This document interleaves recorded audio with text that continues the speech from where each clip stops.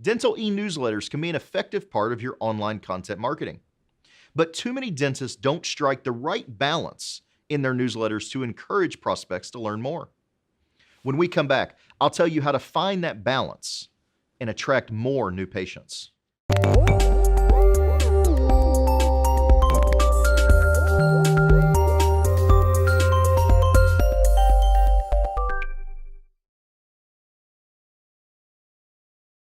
I'm Colin, Receiver. Thanks for tuning in to the Patient Attraction Podcast.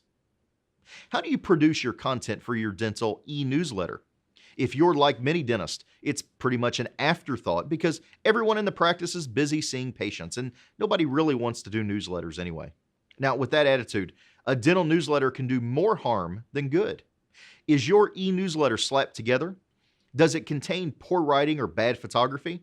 Or is it too focused on the actual dental problems, clinical problems? Expect your patients and prospects just to stop reading it. Now, on the other hand, with just a little planning and follow-through, your newsletters can put more new patients in your chairs. Here's a few tips on how to go about it. First, decide who's going to have overall responsibility to get it done.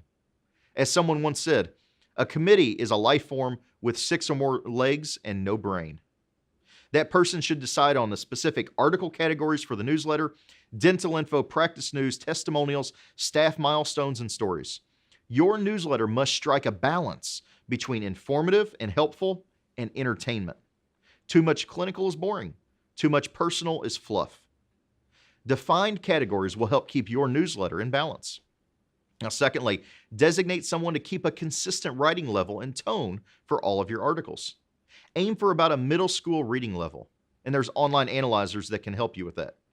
Include calls to actions in your articles on dental issues to encourage readers to pick up the phone.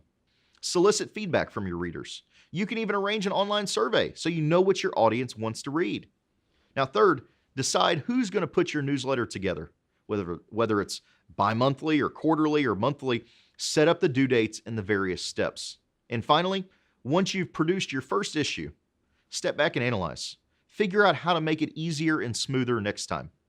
Striking that right balance in your e-newsletter, you're likely to get more and better patients calling your office. Until tomorrow, keep moving forward.